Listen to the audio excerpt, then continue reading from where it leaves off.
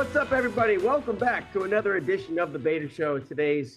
We're on the heels of Christmas. It's December, 22nd. Whew, 2025. It's episode 467, and I'm pumped about today's guest. He is a fellow Mizzou wrestling country at 184 pounds, Aeoden Sinclair, man. How you doing, Aeden? Thanks for joining us. Yes, sir. I'm good. I'm ready. I'm in South Texas right now. I got a run in this morning. Quads are feeling it. I was thinking in my head this morning, I was like, man, I should do 7 miles because Coach Smith used to make Bader do the 7 miles and he was the 7 mile champ. I was like, I should hit 7 miles. And I did 7 miles this morning. So I was like, 7 miles this morning? yeah, because I was like, I can't let that generation be tougher than my generation. Like, we have to progress. So I was like, I have to hit 7. And then tomorrow, I'm going to try to increase a mile each day till I leave on Friday. So, all right, 8 miles tomorrow. I'll try to hit 8. I don't know if I can do it as fast as I did back in the day, but I can still get some distance. So we'll do it. All right. And glad for the shout out. Thanks. Yeah, of course. Yeah. But we're talking with Aeoden Sinclair. And I kind of want to get to, I want to talk college and everything that's going on today, but how'd you get here, right? So like, what was your introduction to wrestling? How old were you? And then I think a little bit later, you linked up with the Askren brothers, but just let's get to the first part. Yeah. My introduction with college wrestling was like, no, just wrestling in general. Oh, wrestling in general. My bad. I started off, I was playing flag football in elementary school. And basically I was tackling kids a bunch. And think some guy came up, he's like, yeah, you can't really be doing this stuff. And I was like, yeah, but like, it's like football, like in recess, when we play recess, teachers aren't looking, we tackle. I thought that's what we're doing. And they were like, nah, but you should try this wrestling thing. So I started doing wrestling and I thought it was WWE. I thought it was like tables, ladders, and chairs and all this stuff. And I was very mistaken. It was a lot different. And I thought right when I walked in, I'm like, stance, this is stupid. Like, why are we getting in a stance to wrestle? Like, everyone knows if I want to hit a drop kick, I need to be upright. Like, I don't want to be crouched over. But that's kind of how I got into it. And then I wanted to quit after like my second year, but my mom made me stick with it. And for the summer, I was getting beat up because I was a chunky kid. I would get beat up by the older kids. And so my mom made me stick with it. And she got me. She's like, you got to stay till the end of summer. I was like, all right, yeah, we did sign up for the summer. All right. And then I finally started getting takedowns on the bigger kids, and it gave me a lot of confidence. And I was like, all right, I'm going to stick with this thing for a while. And then I started quitting the other sports when I was like, this is stupid. I don't want to look over and see my friend quit on me. Like, this is dumb. I want to just wrestle. So, all right. So at what age were you like, all right, I actually like it? Was it that first year when you started getting takedowns at the end, or was it a couple years? Yes. Yeah, I would say it was like year 2 when I started getting more takedowns. I think just not even takedowns. Like I would say it even started with getting beat less badly. Like I would get pinned less. And I was like, like I wasn't on my back as much today. Maybe if we went live when we were younger, I feel like they can let you do whatever. I know this because I coach the youth kids now, and I'm like, you get sick of them. You're like, all right, start going live. Like, you guys need to start battling. Like, this is unnecessary. So I think I was in that stage. I was probably talking a lot, and they were like, all right, time for you to battle. And so I was probably going for 20 minutes. I spent like 18 on my back. But each time I went back, I would less and less and less and less. And then I give up less points. And I think I started having fun because I was like, yeah, this guy's older than me, but who cares? Like, I can kind of take it to him. And then I think from there, it's just been every time I learn something new and stuff, it just gets better and better and better. That's fantastic. So at what point did AWA start in your area, or did you meet Max and or Ben? Yeah, that's a good question. So I started at a different club in Madison until about like 7th grade, 8th grade, into that kind of time. And right after then, it was like right around COVID, I would say, maybe right before COVID, Ben I think he had bought the club that I was at. And so I had grown up, like, I remember at my club, we had a lot of guys from rival schools to Arrowhead, which was a school Ben went to, which had a lot of AWA guys. It was Stoughton, there's Stoughton area. And they were always like, I remember the older kids were like, nah, scrambling's dumb. The Askren guys are mean, and like all this nonsense, like all this stuff that I was just like, oh yeah, like, yeah, you're right. Like, scrambling is stupid. Like, yeah, those guys are weird and bendy. I want to be jacked and strong and not bendy. And then like I got older and like learned more wrestling, and Ben bought my club. It was Tristan Moran was the guy I worked with initially. Yeah. He was an old W wrestler. That dude, he made me really fall in love with wrestling. Like I was like, yeah, I'm not going to quit wrestling. And I was just doing wrestling. That dude made me fall in love with wrestling because he was just such a positive energy. And I think I did. He bought my club, and then I started going to Ben's after I lost to at this in the state tournament my freshman year. I lost to Mitchell. Uh, Before that, but then I was like, if I want to get to this level, I need to start wrestling with these guys. And so my mom started driving me to Heartland, and I started going to Ben's, and Madison got its own AWA at the club that I used to go to, like, because he bought that club. And so then I was just an AWA guy. I went to another club for a little bit, but Ben and Max, I was just like, this is the system. I like this stuff. And that's kind of how I landed on it. Yeah. When you say you wrestled Mitchell, was that Mitchell Mesenbrink you wrestled it? Yeah, Mitchell Mesenbrink. Yes, Mitchell Mesenbrink. Yeah. I was a 52 my freshman year. And it was a COVID year my freshman year. So if it was the year it was normally supposed to be, I wrestled 138 that year at Super 32. And I remember first round I drew Levi Haynes, and I think I almost got teched or something like that. My mom is like, I'm in the hotel room. My mom's like, oh yeah, like, I don't know who you're for, because I don't think you get seated at all when you're a freshman.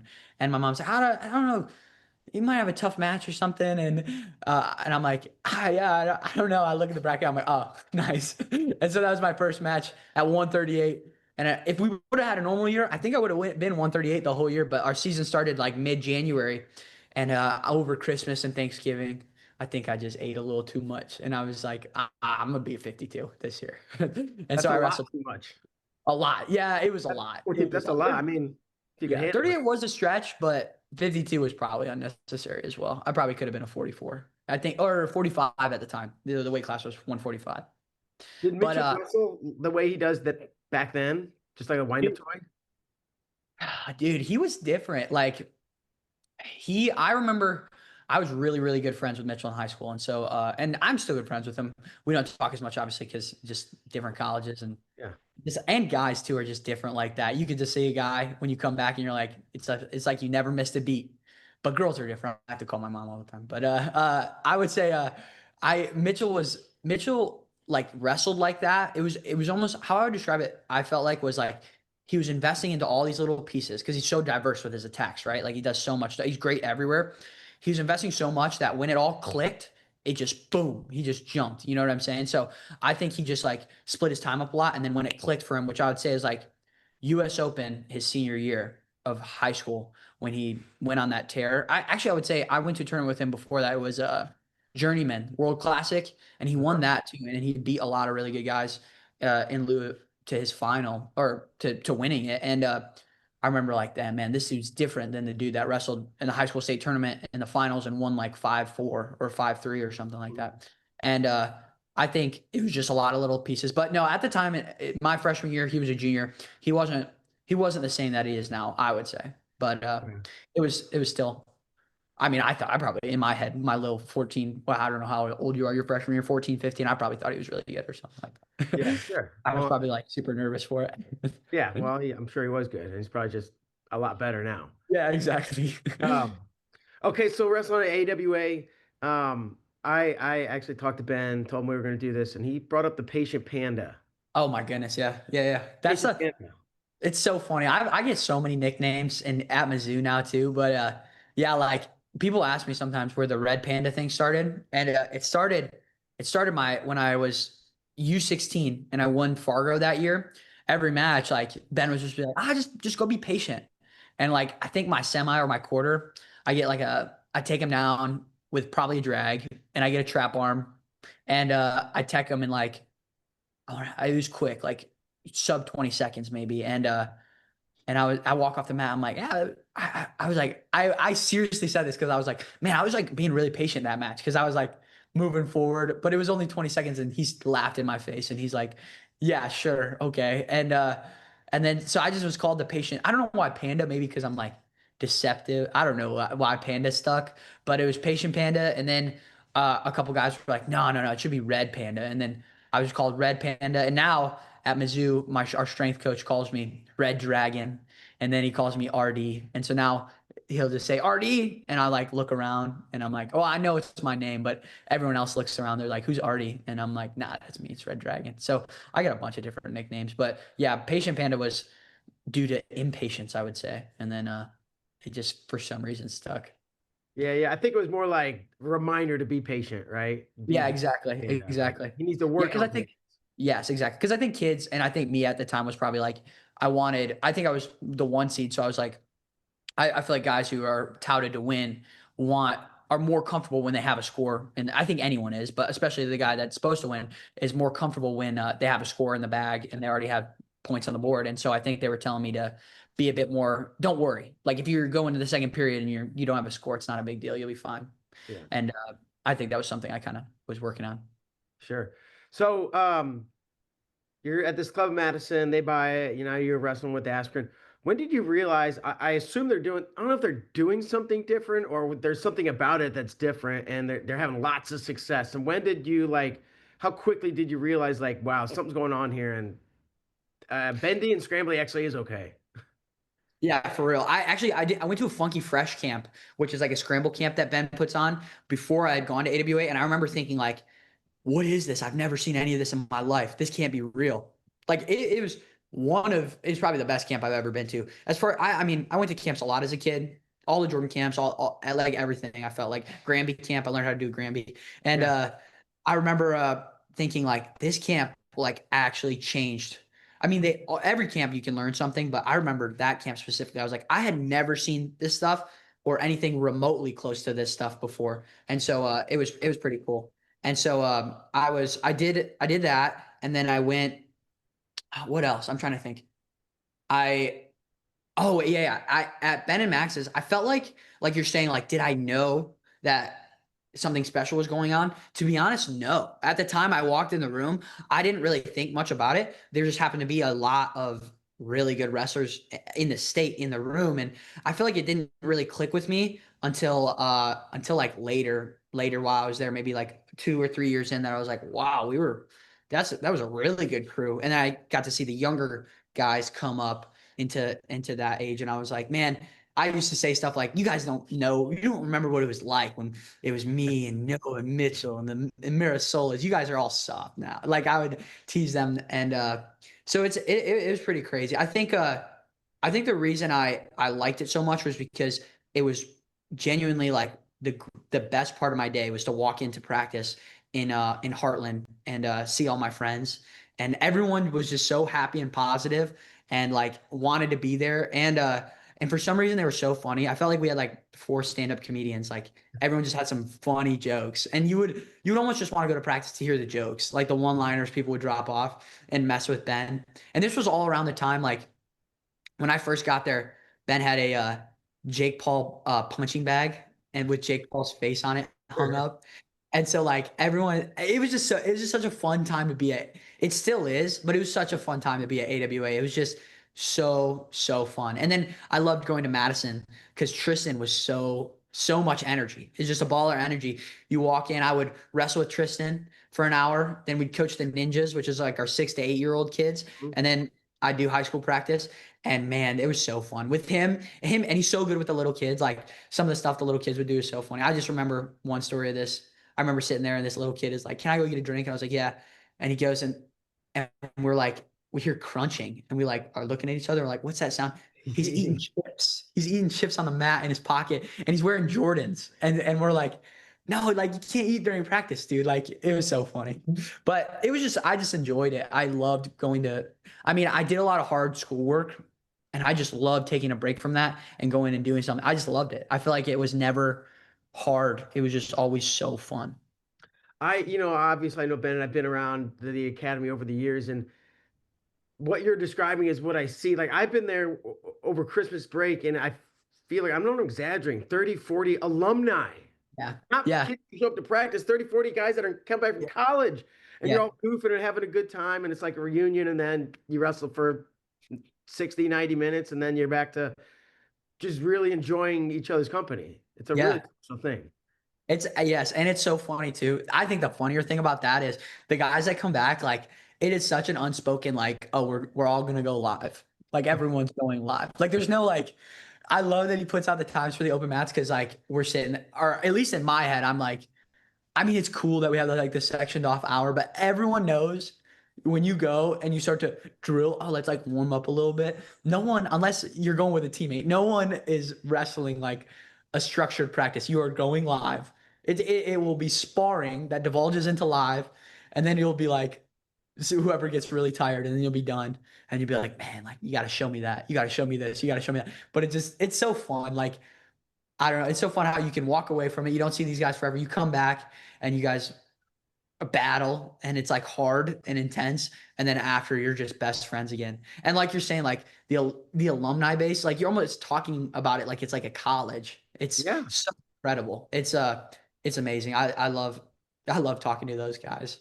It's so did you train more at Ben or at Max's academy or I different? went to Ben's primarily. I went to Ben's and then our Madison Academy, which was run by Tristan Moran and Evan Wick when I started, and then it transitioned over to Patrick Spray, and he ran the Madison Academy. But I went to those two primarily just because it was hard for me. I would lift in the mornings, so I was probably up around, I would say like 5:45, 5:50. Lift before school. School starts at 7:30, and then school from 7:30 to about 3, except on Fridays. And then I'd go to practice, which when I'd go to Heartland, it was an hour away, and Madison was 30 minutes away. And if I wanted to go to Max's, it was about 2 hours because you would have to go through traffic after school because of the route I was taking. And I remember thinking like some days of the week, I tried to go more, but I would get real tired at the wheel. And I was like, that's not really safe. So I switched to going on Saturdays every 2 to 3 weeks just to wrestle with Connor and Cole and see Max and talk to Max. And I tried to get there when I could, especially during spring break. I would go up there during spring break a lot whenever we would have time off. But it was hard for me to get to Max's as much. It was really nice post high school season. They would have a lot of guys. It was if you're training for the US Open and Fargo and stuff, everyone would come to Ben's. And so when the Twins were able to come down to Ben's, it was really nice. And I get to wrestle with them a lot. But I bounced between Madison and Heartland. But I went to Heartland. I probably went to Heartland 4 days. If we had 7 days in a week, I probably was there 4 days a week. So it's an hour drive there, hour drive back. So I put a lot of miles on my car. Yeah. I told one car, but it was the deer's fault. Wait, what happened? I hit a deer one time and it totaled the car because it was like a foreign car. And now I'm like, my sister likes to say I'm a bad driver. But I also performed an incredible feat of strength. We hit the deer, destroys the front wheel. I'm in the car with my high school teammate and his sister, and we're going to practice. And we destroy the front, the what is that? The headlight of the wheel. And I start to try to drive, and I hear, and I'm like, what is that? And so I get out, and like the wheel had like the plastic. I don't even know. Maybe it is metal. Who knows? But it was on the wheel. And so as I was driving, like the wheel was getting torn up by the basically something like that. Like the car was pressing against the rubber. And so as I drive, the rubber was getting really hot, and I was like, oh, so I have to unbend this. So I went and grabbed my snow gloves. Yeah, I went and grabbed my snow gloves. I think I took my shirt off too because I was like just mad because I was like, I don't want to be late to practice. So I like put my hands within the tire wheel and grab the plastic, and I just start deadlifting and shaking the car until it like unbends like the littlest amount. Get back in, close the door. Like my teammates like, bro, you good? I'm like, yeah. They're like my mom's gloves too. Like these fluffy like white or yellow leather gloves. Throw them off, throw them on the side. Take off. We're 5 minutes late to practice. Everyone's like, oh, you guys are late. I'm like, you don't know what I just did. Like, I just did something incredible, but it was okay. I was a pretty proud moment. I started shaking the car. I felt so tough. It was cool. And it was you're frustrated because you hit this deer probably. I'm guessing. And like you said, you're like in a hurry because you don't want to be late for practice. No, I don't want to be late for practice. Who wants to be? The last thing you want to do is walk in late and everyone be like, bro, you're late, you're lazy. And it's like, no, I want to get in there. I want to practice. And it's the peak of funniness is right before practice when he's like, circle up mental. I think it was a Monday too. It was mental Monday. You can't miss mental Monday. Like if you miss mental Monday, how are you going to have a good practice? Like, I mean, you'll have a good practice, but you're missing out. Like that's one of the whole reasons. And so I was like, I can't miss practice. We were going, it was a highway too. It was like 75. So I always say like the deer, I don't know what the deer was thinking. Like it was sitting in the median and it was so stupid. It probably had a disease or something. I don't know. I have to Had a imagine. death wish. But I made practice. I had a good practice. Told Ben about my strength. He's like, yeah, sure. I was like, come look, come look, come look. He's like, no, I gotta go home. I'm like, because you don't believe me. Like, I'll take a picture. I sent him pictures or something. I don't know. But it was fun. That's freaking fantastic. Yeah. Okay, so you're at Missouri today, right? How'd you get there? Not but in a car and an airplane, but like what was your recruiting process like? Did you consider any other schools? Did you think about going anywhere else? Yeah, I think so. At the start, I got a lot of schools right on June 15th. I got a bunch of schools. And basically, like, after that, I I kind of had some stuff narrowed down. I had really good academics, so my parents were kind of pushing me to kind of look at some of those options. Obviously, like when you see like Princeton and Stanford and stuff. My parents too, like never. I'm the first person that ever wrestled, and so I don't even think. Well, my dad's from Scotland, so I don't even know if they have wrestling over there. He was talking about doing rugby and being tough and doing rugby. I was like, okay, okay. But my mom, I think ran track or something, but I don't think she had wrestling at her high school. And so I'm the first person that did wrestling. And so when they saw the academic stuff, they were like, wow, that's pretty cool opportunity. I didn't think like this wrestling thing would work out to this extent. And so I was looking at a lot of those schools right at the start. And then I think for me, like I just kind of settled in the mindset that I want to achieve my wrestling goals. I don't necessarily think where I go to school. Like, if you want to learn anything, YouTube University, go get some books from the library. The Goodwill Hunting speech in the bar, that guy, whatever he says in the bar, I think it's Matt Damon. Forget Yeah, his character's sure. name. But all that stuff I think holds true. Like, you can go, it doesn't really matter where you go to, in my opinion, where you go to school, but the ability to learn on your own is what matters the most. And if you want to learn that. And so I thought in my head is I want to go a place where I'm going to achieve my wrestling goals because I can only wrestle for so long, and I can learn whatever I want to learn post that. Like, hopefully my brain holds up for a while. I don't think CTE in wrestling is a big thing. I don't think so. I don't shoot doubles anyway, so it wouldn't bother me. It wouldn't affect me.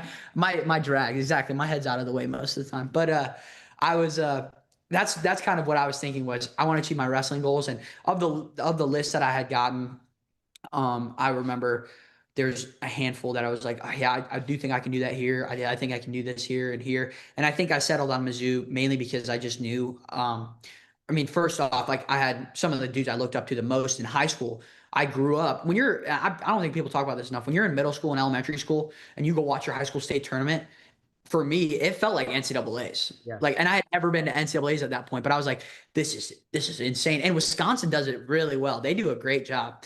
And so I grew up watching Keegan, Peyton Mako. I grew up watching these guys, Ellis to an extent, but I remember watching these guys win, and I was like, man, that was pretty cool. Keegan's so good. Oh, and he still is so good. But at the time, I was like, how do you do this? I remember sitting in the booth in our Milton booth, and people were like, yeah, this kid Keegan, like before he got to high school, they sent him to Russia for a year, and he trained with the Wolves and like the Bears and Pakistan. And I was like, oh really? Like I was like believing it because I didn't know him at the time. I didn't know anything. And so I was like, everyone had all these little rumors about how like, yeah, he did this. I heard he didn't sleep for 3 days before this or something like that. And it was like, I remember thinking like, man, this dude's a ninja. I got to figure this out. And so knowing Keegan now, it's so funny. I don't even know if I've ever told him that, but I remember people used to say like, yeah, they sent him to Russia for a while. I think he speaks Russian. And I was like, that's so funny. It's so funny. It was so, at the time, it's funny now because at the time I totally believed it. I'm like, oh, that's what you have to do. Like I got to go home from Madison. I got to tell my parents, purchase a ticket. We're doing another year, 8th grade, and we're doing it in Dagestan, or I am at least. You guys can come with if you'd like, but there's a language barrier. I'll figure it out. But I remember thinking that that's what we're gonna do. And I don't know. I get on so many tangents, but I just remember looking up to Keegan and Peyton so much. Ben had nothing but amazing things to say about Coach Smith and his integrity and how he takes care of all of his guys and really cares about his athletes and holds people to a higher standard. And I love the idea that Mizzou is like a team, really, really big on the team aspect of it. We all hold each other accountable. We are brothers. I feel like it's like one big family. I think other programs, it's like individuals come together to have success, and it's like take care of my individual needs first, and that'll take care of the team. Whereas at Mizzou, I feel like it's a lot of I'm going to give as much as I can, and in giving, I will receive. And I think that's kind of what I love the most about Tiger Style. I also Tiger Style itself, the whole idea of having this set culture with standards and values. I think there's only a handful of programs that have that, or if they do, if all programs have it, they don't do a good enough job of advertising it, in my opinion. I mean, if you really understand what Tiger Style means, you understand why it's so special. And so I think towards the end, it was kind of a no-brainer. I think maybe I committed like within 9 months. So near the end of those 9 months, I got a couple other schools, but they were bigger schools, but they weren't there right at the start. And so I was like, well, I'm not really going to entertain this too much because you guys really didn't care too much earlier, And so I just settled. I had five. I was the last year of 5 visits, so took my 5 visits. Really loved Columbia, and I love it so much. It's so fun. I always say this. My teammates, I love my teammates. They are so funny. Something about wrestling and funny people, but they are just so funny. Like Seth Mendoza is so funny. Dominic Bambinelli so funny. Nate Pulliam, so funny. Everyone's so funny. Our staff is a young staff. Coach Smith balances it out perfectly. Like, so funny. It's just, I mean, I don't know. For some reason, when it's funny, it's just more fun, obviously. So, It really is. yeah. It's such a hard sport, and Yeah. it's so grueling to go through that when you can have that comic relief and those guys who are like chopping it up and easing the hard work with some fun. Like you said, when I go into Heartland, I was just waiting for the right before practice. We're just cracking jokes and be like, those are the things you remember as much as the matches. Yeah, for real. Yeah, I would say, yeah, I can't even pick out most practice. I mean, other than the stuff I've written down, I can't even pick out most practices and like what I did. I can always, I feel like, and I've always said this, but you remember how something or someone makes you feel. And I just remember being at AWA made me feel so like just, I don't know, like in a sense special, but wanted and recognized. And I think humans innately want this. Oh, see me, like just recognize me. Everyone like talks about that on the street. You give that specific compliment, people will notice like something that is unique to you. I just think that's you don't remember what they say, you remember how they make you feel, and those feelings will stick with you forever. And I just felt so I just loved it. I just felt so like I don't know. I don't know how to describe it. It's indescribable, but it is fantastic. So, and I feel that at Mizzou every day even when we're doing hard stuff, I'm looking around and like half smiles. Even sometimes we're getting yelled at, we're looking at each other like, what did you do? Or something like that. It's so fun. But it's just so fun. Coach Smith still yells at people. Okay. I'm glad. Yeah, I mean, yell holds accountable. That's the best way I can put it. He holds you accountable. But there's naturally when you have someone that cares so much on both sides, there's emotions that are going to play into it because it's like person A wants what's best for you, and then person B wants what's best for me. We both want what's best. It's a good thing that we're arguing because that means that we both care about me, right? Yeah. And we're just disagreeing on how to get there. But that's a good problem to have. I actually think sometimes that argument that occurs when like a lot of kids nowadays, I feel like will transfer or leave or give up on that right away. They're like, oh, they're not doing it my way, or they don't see things how I see them, or they're not letting me do the things that I want to do. I'm out, And I think sometimes if you really want a deep and a trusting relationship with your coaching staff, you have to trust them. Like you have to understand that trust comes from, oh, I don't know everything. I really do disagree that this is the best way to do things. But I'm going to trust the fact that they know what they're doing. Coach Smith has been there for close to 30 years. It might be over 30. I'm not sure. And then these guys do care about me. That's how you develop a really good relationship. Like I feel like guys who are just leaving right away, if it's not everything they wanted or the way they wanted, I feel like they're doing themselves a disservice because they don't get to connect to that program. And so I think like anything, if you really want something strong, it's going to be painful and hard and challenging. And most people don't want that with their relationships. And so I want coaches that I love. I want a more Bens in my life, obviously. And so I'm going to listen to these guys, regardless of, because I can get real weird. I can tweak out and be like, no, this is how optimization, cold tubbing after running. Like I can be this like robot guy, but I'm like, they want what's best for me. I'm just going to listen to them. And then you just turn that part of your brain off and you go listen and they'll take care of you. And so, yeah, that's what I think. I answered I feel like I talked about a lot of different things, but that's how I landed on Mizzou, was just a place that was like AWA. You nailed it. And it hasn't quite been 30 years. It's funny. My freshman year was Brian Smith's first year. Yeah. Yeah. So another old coach recruited me. The change happened over the summer, or whatever. And then we're at national duels this year, and like over the loudspeaker, like Brian Smith in his 28th year as head coach. I'm like, he has not been there 28 years. And I started going back and doing the math. I was like, oh my God. Okay. Shoo. Okay. So yeah, Ben says you were his host when he was on a visit. I was. Yeah. It was great. We had an awesome time. Oh man, we can get into some stories about that. But do a Bader podcast on Ben's visit. Yeah. I don't remember completely, but I remember he didn't hijack his mom's van because she let him take it, but he took it out. We were off-roading and yeah. Yelled at the cops or something. It was, good times. Good times. Okay, so back to Mizzou and redshirting. You went, I think, 8-4 last year. You got to wrestle now with the 5, the rule for 5 duels. You got the 5 dates. You got to go. How'd you feel like you did? Obviously you're doing great this year. You're on fire. What was the adjustment period like last year? Getting adjusted to college wrestling. Yeah, it was great. I always talk. I mentioned this the other day. I think your redshirt year is deceptively like one of the most frustrating years, I would say. You would never think it before you go to college, because I think people think it's light, it's chill, it's easy. You don't have to compete. You just focus on training. But as someone who really wants to get better, process orientated, wants to improve, it's hard when you only get 12 mile markers when you're used to close to 80 within that same frame, And so I feel like it was a challenge for me not competing. It's a challenge not being the guy. That's a challenge for a lot of kids, and me especially. There's a lot of challenges that come with it. And I think just having belief in my staff and having belief that this is a necessary, I said this, necessary evil. I don't want to do this. I want to compete. I want to be out there. I want to represent. I want to score. But it's a necessary evil. It's necessary in the next steps to getting better. And I pride myself, I wouldn't even say pride myself, but I do believe that when you're process orientated, you're going to get better. You're going to get better. And year after year, no matter where my performance lies, I feel like I just continue to do better. Each year I get better and better and better. And that's kind of been how my wrestling has been.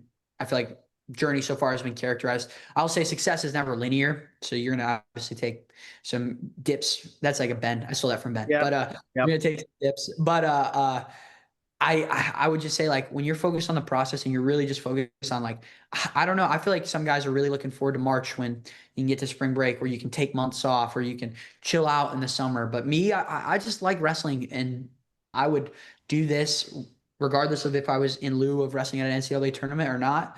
I would do this if this was if wrestling was like a jiu-jitsu type, thought of as a jiu-jitsu, and I was 50 years old, I would still do what I do every day. I love to do it. And so I think that's kind of what has been handed me, or lent a hand to my success so far, is that I just enjoy it. I really do just enjoy wrestling and love it. And I'm at a place that I love to be in. So it's not that, I don't know, it's not that hard when it's when that's the case, Granted, there are hard moments being disciplined, and there's tough moments in your practice rooms, but the overarching, I think, where guys kind of lose their momentum is they just don't stay consistent out of season, and they kind of fall into different things and get distracted by different things. And I just love what I do. So I would do this anywhere, all the time.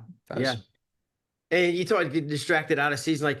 For you, there's not much out of season, right? You got some folks that wham right into freestyle. And I just wanted to point back to the US Open. You wrestled 2 different, I think, weight classes in 2 different age groups. Freaking second place in the senior. Why did you do that? How was the decision to do that? Was there any pushback? Was should I go to ages and weights? Is that crazy? Is that stupid? Is that smart? How'd you come to the decision? Yeah, I thought in my head, I was like, I want to compete. Like I said, I'd only gotten 12 matches in. I was like, this is if I really want to get better. And this is, I would tell this like once you get to high school for sure.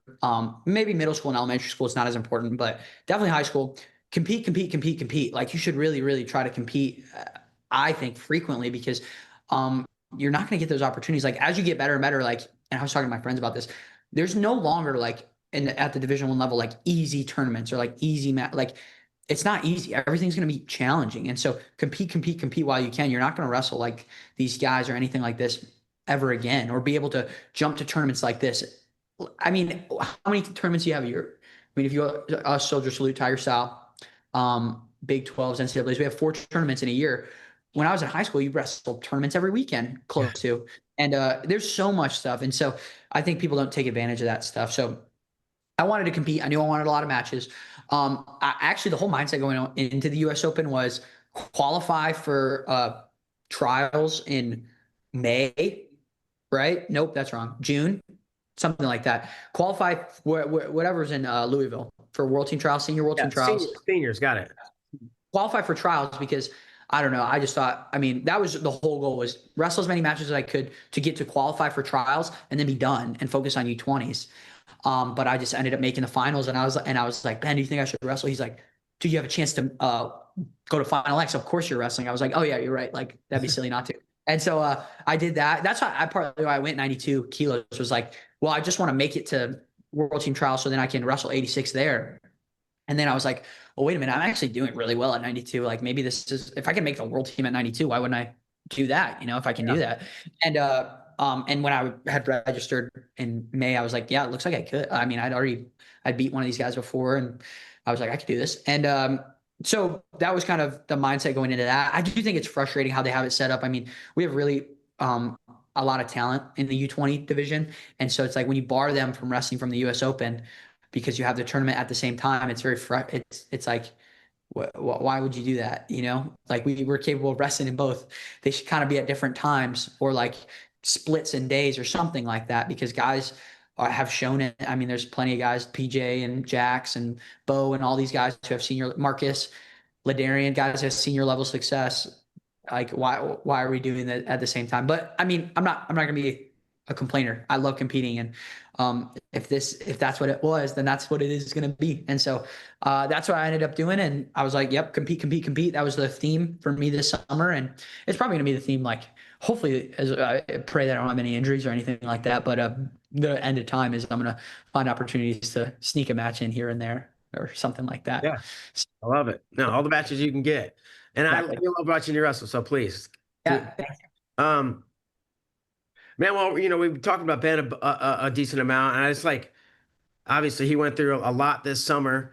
And how did you find out about that? What was your take on it? You know, somebody who's known him the way you do.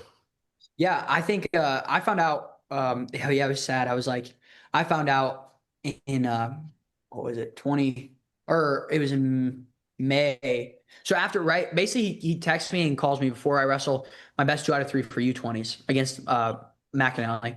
And he was like, all right, this is what I think you should do. And I was like, okay, this is the plan. Try to execute this. This is what we're going to do. But then I lose. So I lose, right? I lose the best 2 out of 3. And usually almost every time after I lose, he calls me or texts me. He's like, hey man, like just keep trying. I mean, I in the past year, I think I got second 7 times. So I was like in the final, I think I was in the final Soldier Salute, final of US Open. I was in the final against Barr for U20s the year before, final of World Team Trials against Barr, finals for McEnelly.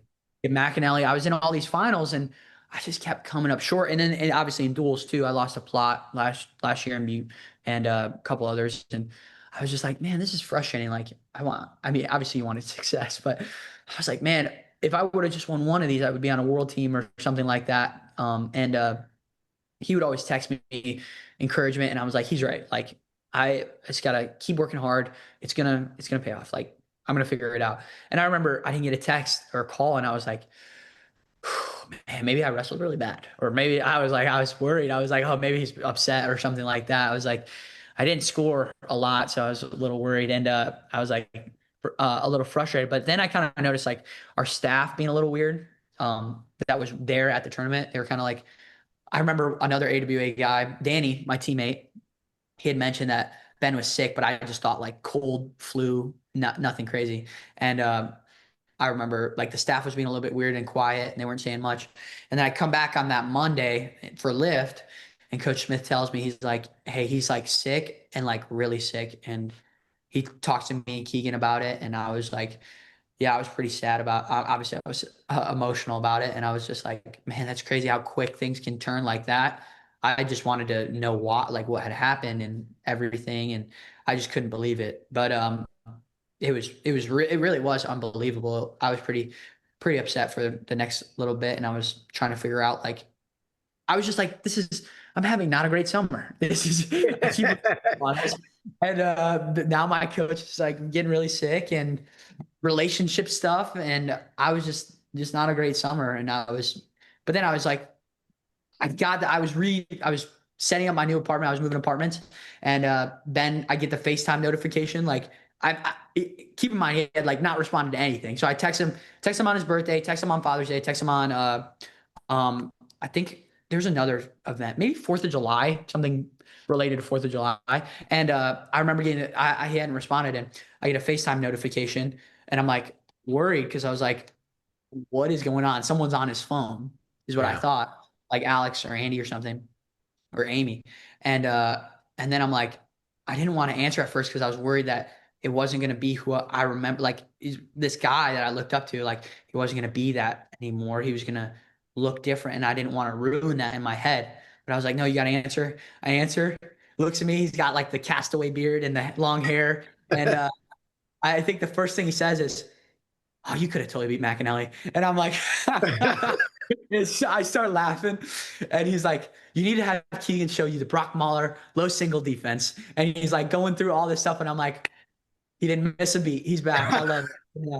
It was so funny. It made me feel, it was so nice to see him. And I was just so grateful. And I remember thinking like, oh my God, I couldn't stop smiling. I was putting up lights and I'm just holding the light up here. Like, they're like LED lights in my living room. You guys should do a cribs of our Mizzou apartment. Nicest apartment any college guy's ever going to have. It's so nice. It's a high claim, but I stand by it. You should get Mac Mauger on here. He'll agree. With me.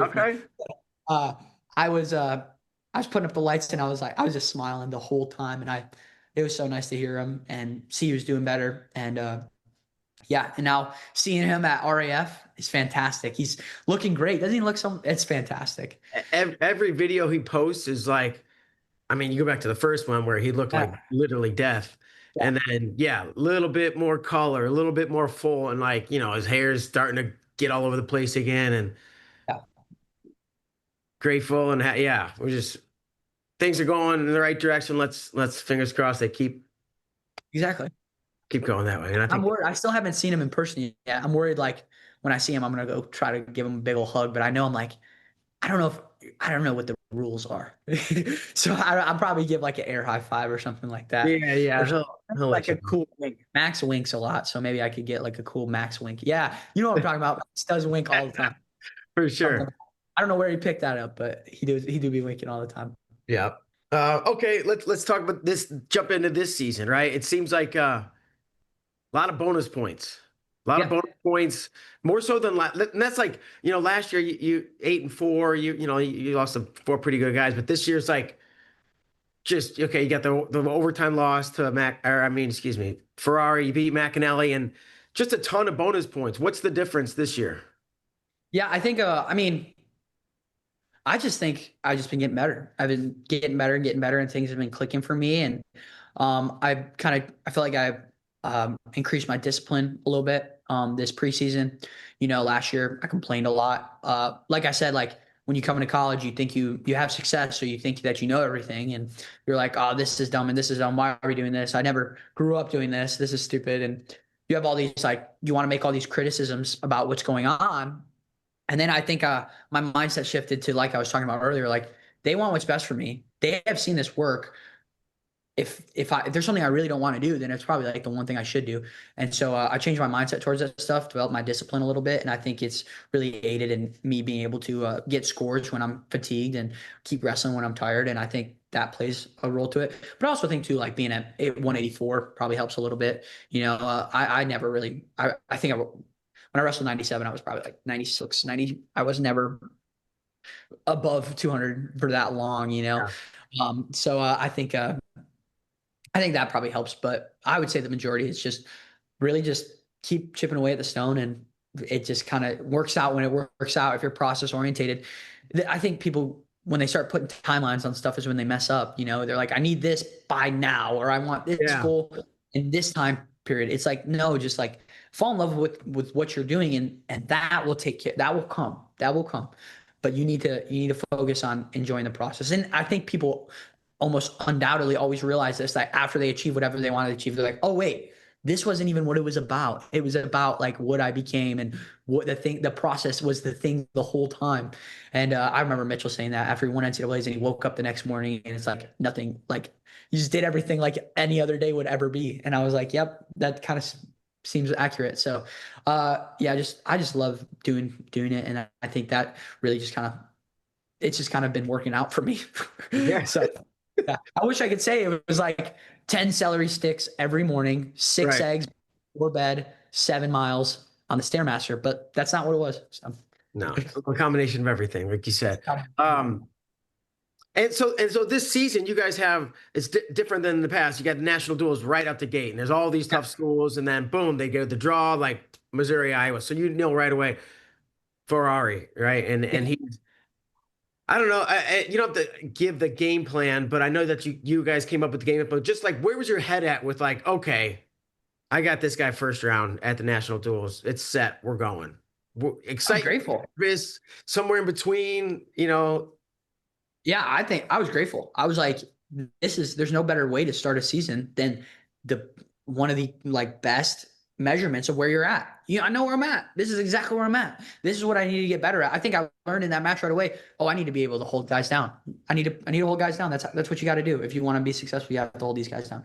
And I think I learned, if I didn't have that match, maybe I would have never learned that. I think having challenges only will, as long as you react to them correct, like how you should, not super emotionally, you react to them with effort and getting better. It's a great thing. It's going to enhance your wrestling. It's going to make you better. Challenges are a good thing. And I remember seeing that. I was like, no other way I'd want it. This is how it's supposed to be. I want this challenge. I pray. I want to get better at these things. And this is my opportunity to do that. You get given opportunities. You don't just get given abilities. And so I was like, great. This is what we're doing right off the bat, ready to go. And so I was excited. I was excited about it. I mean, naturally you're going to have nerves. I mean, anyone who's ever competed talks about, like, before your matches, you're like, your mind rolls with all these questions and doubts and all this stuff. And I just remember thinking like, nope, this is what I wanted. This is an opportunity for that. Let's go do this. Where'd that mentality that you just described? Oh, Ben. Ben. It's 1,000% Ben. I actually talked to him the other day about it. I was like, well, Ben, a mix of Ben and my mom. My mom contributed that to a lot. I just remember when I was sad or sick or upset, she'd always say like, focus on the positive, focus on the positive, focus on the positive. And I was like, you're right.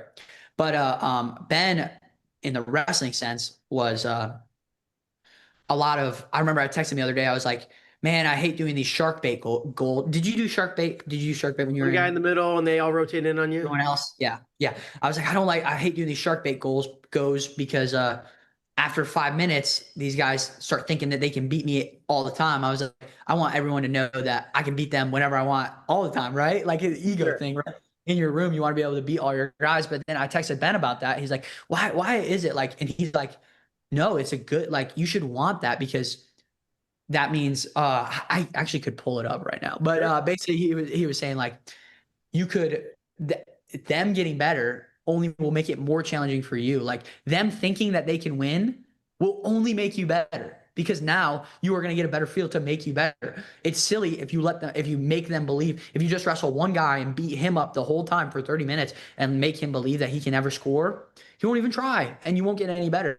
But if you have 5 or 6 or all these guys rotating in on you. And now they start thinking they can score points here and there and here and there. In the practice room, it's a great thing because now they think they can actually win when they go on a one-on-one and they're going to give you more effort. And I was like, that's genius. That's such a better mentality than I had. In my head, I was just focusing on it's set up for me to fail, or I want these guys to know that I can destroy Ego. them.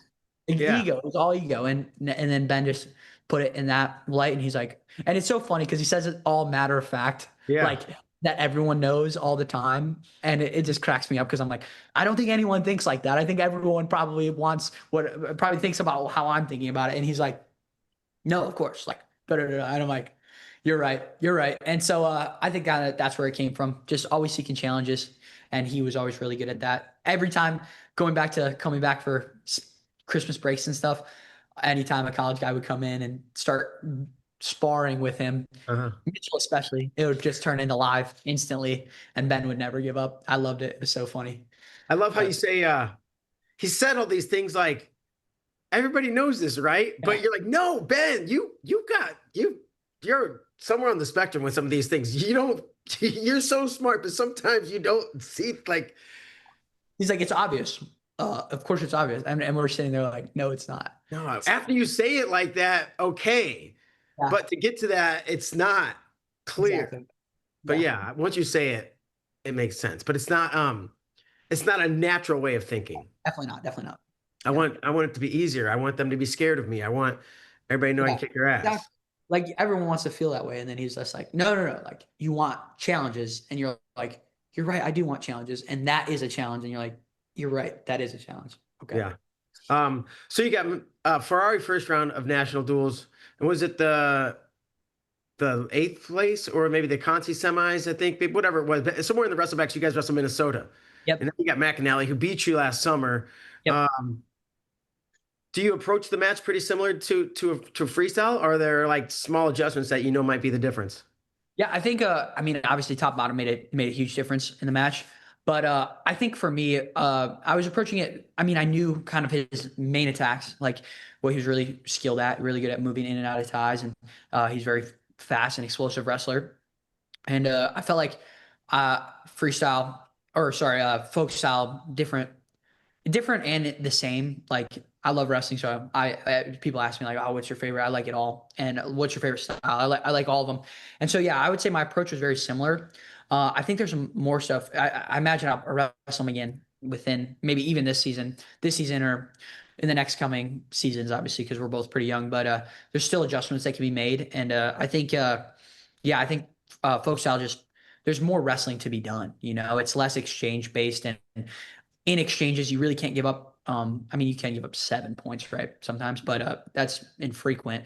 You can't give up these huge scores or a series of scores so quickly based on one exchange, And so I think in folk style, you kind of can have a little bit of in a sense, a slower pace. It is technically longer. And so I think that kind of helps me out a little bit just because I'm a little bit more slow twitch, elusive, but slow twitch, kind of bend built. So I would say that kind of plays at my hand. And yeah, so I think it was nice having that background information. I think it only, again, is like any other thing. It's a challenge, because sometimes guys will be like, he's already beaten me, or he knows my stuff and this and that. And I think I just saw it as another challenge, another opportunity. So, because this is what's going to happen. And when I want to make the Olympics, there's probably going to be a guy that you probably wrestled before, and you're probably going to have to wrestle him best 2 out of 3. And that's probably, or at some point on the way to get there, who knows? So. No, you nailed it. So 184, a very tough weight class. And as we look ahead to nationals, which is not why we do this, but it's for the season, right? It's a big deal. Have you attended nationals? Have you been in the crowd? Have you felt the energy once, a few times? Yeah. I went, my first nationals was in 2023 in Tulsa. Me, Mitchell, and Mitchell's mom, we all drove down together, and that was so fun. We got to see Keegan win his second. We saw Spencer Lee, what happened with Spencer Lee. We saw all that stuff, and that was electric. I think Donald Trump was at that one too. That was insane. That was the first one he was at in Tulsa, and so that was crazy. The arena was crazy then. And then 24 in KC, I've went every year since 23. So okay. It's been pretty amazing. It's an electric environment. My parents have yet to go. And so I always joke with them, like, when you guys are sitting that side for the finals, it's going to be a little bit of a shock. Like, it's not like the duels or anything else. It's pretty big environment, Yeah, but I think lot to look forward to. And yeah, I think it's exciting. Just focused on the process. I mean, like I said, when you put timelines on stuff, it kind of makes it challenging to get better. So just focusing on the process. sure. Yeah, it should be a lot of fun. We're excited to get there. And as we move down through this show podcast interview, we're getting closer to the end. But I got a little game here we call Okay. Sort It Out. These are Sort it out. questions designed to make you sweat, Keegan. Okay. Keegan. That's okay. I don't mind being called Keegan. That's Yeah, good. you're the panda. Exactly. So I'm just like rapid fire questions or something. I guess you got 5 questions. Yeah. Okay. They're Yeah. wrestling and that's cool. they're all related to. Let's do it. Yeah. Right after this, we're planning to go to the beach. So I'm gonna be sweating. Okay. Either way. Okay, sweet. Okay, we brought this up earlier. I don't think I actually said the year, but I kind of gave you the hint. What year did Brian Smith take over as head coach? 19. Well, it was 28 years ago. So 90. What year did he become head coach? Become head coach of Mizzou. I want to say 25. You would have to say 1997, right? Or is it 96, 97? Is that your answer? 97. We'll go 97. This is his 28th year. If he would have said that in 25, yeah, 97. 98. Oh my gosh. Fall of 98 and then the 99. Yeah. Fall Oh my gosh. 98. I should have known that. I think he talked about his oldest boy being born around then or something like that. Yeah, little kid back then. Okay, number 2. This is a 2-part question. Okay. I have faith in you. How many individual wrestlers have won how many total NCAA titles? I can do this. At Mizzou? Yep. Yeah, easy. Okay, I'll go chronological. Ready? You got Ben Askren with 2, right? And then you have Max Askren with 1. And then you have, I actually might mess up this order. I think it was Mark Ellis with 1, Drake Howdeshot with 1, Jaden Cox with 3, Keegan O'Toole with 2. Okay, so how many? That would have been Keegan, Max, Ben, Jaden, Drake, Mark. 6 national champions. I'd have to count again. Jaden with 3, so 3. Keegan's 2, 5, 7. Max is 1, 8. Drake is 1, Mark's 1, 9, 10. Is it 10? Is that what it was? It's 10. You got it. Yep. You named them all out. I just wanted you to say the answers. All right. This one here, so hopefully I figured that out. No, 6 people have won 10 titles. You got it. All right. You're from Wisconsin. Yep. Go to school in Missouri. Which state has a higher population, Missouri or Wisconsin? Oh, Missouri. Dang. Yeah. 6.2 million. Wisconsin at 5.9 million. You knew that. Yeah, I knew that. Yeah. Okay. Ben's a geography major, so maybe he mentioned that at some. No, I'm kidding. I have heard that.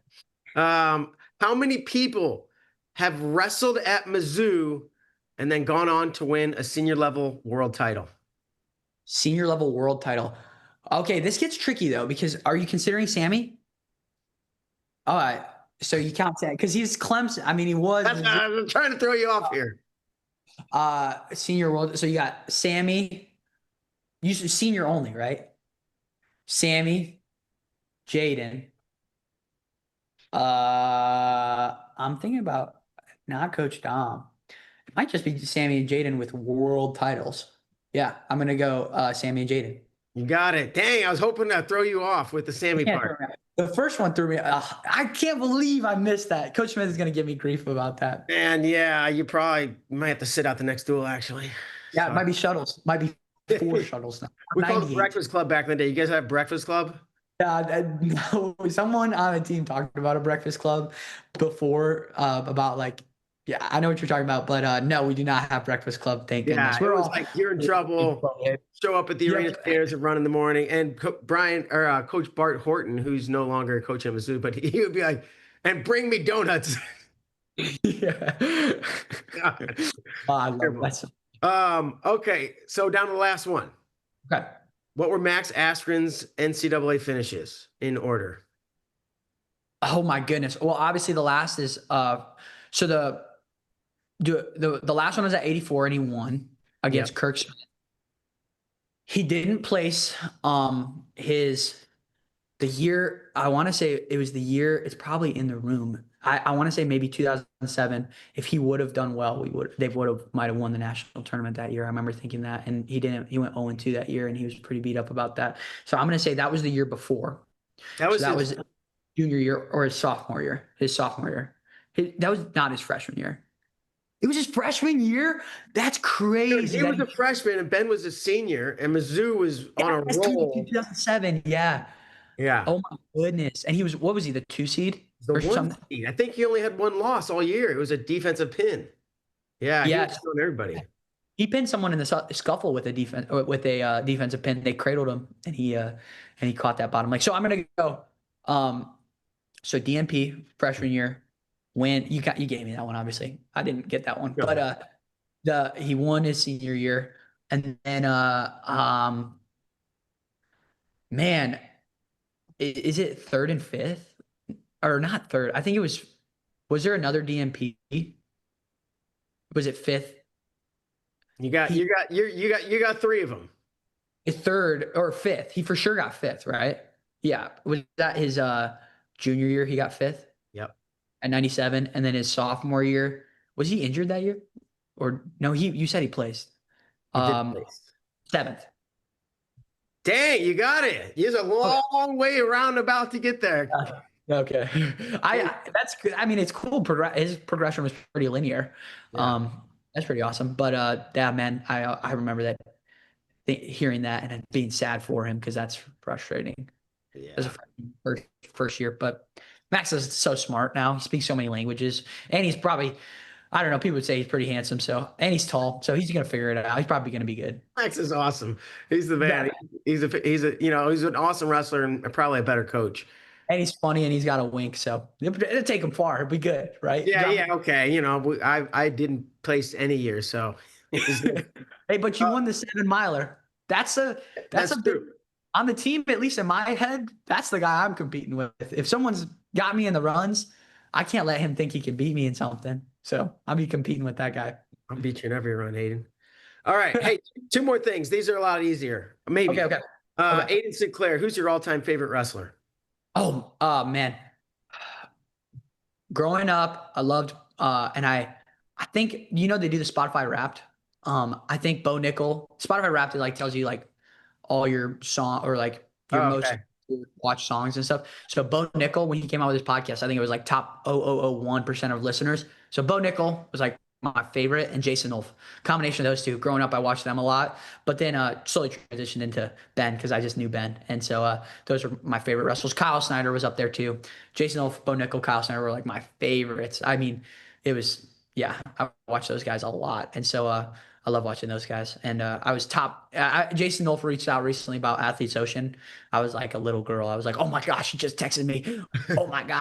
Freaking out. My friends were like, wow, bro, get invited to the dance much? I was like, we didn't have Susie Hawkins in high school. It was different. I was wrestling.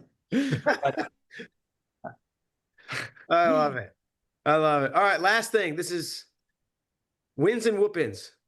From the time you first started wrestling, your first match, think of one win that stands out as memorable. It could be like a big upset, and it can be a big tournament win or beating somebody great, or it can be like this guy always beat me and I finally beat him, or I was getting my butt kicked and I came back and I won a match. It could be any match, just one match a win that you want to talk about, and then one whooping, just like straight ass whooping. We've all got beat up really bad, and just think of one example like that. So one win, one whooping. You can do either one first.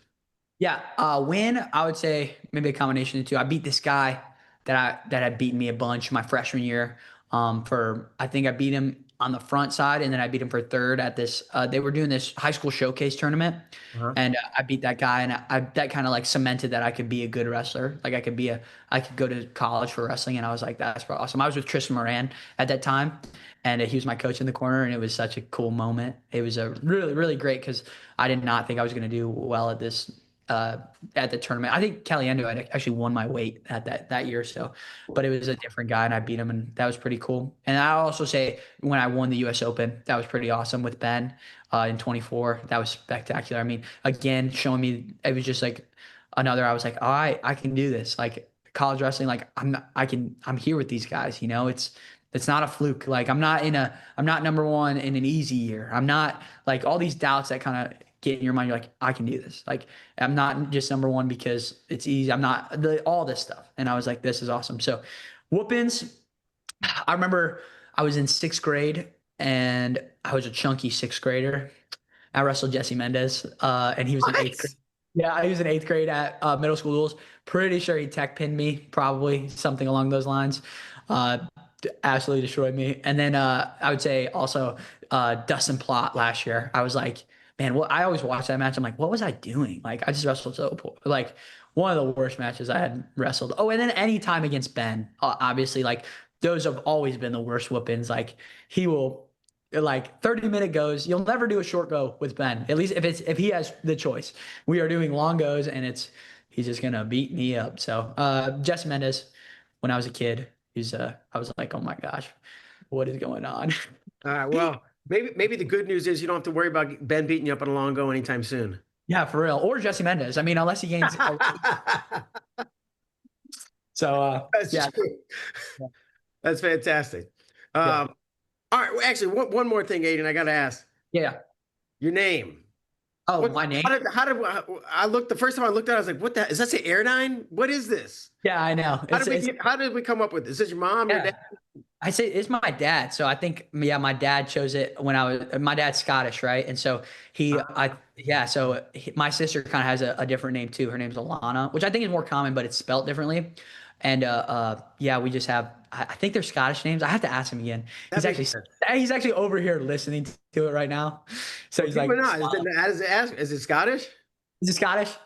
It's Gaelic or Gallic or something like that. Okay. I mean, Aiden itself is not a unique name, but it's the spelling that's always thrown me off.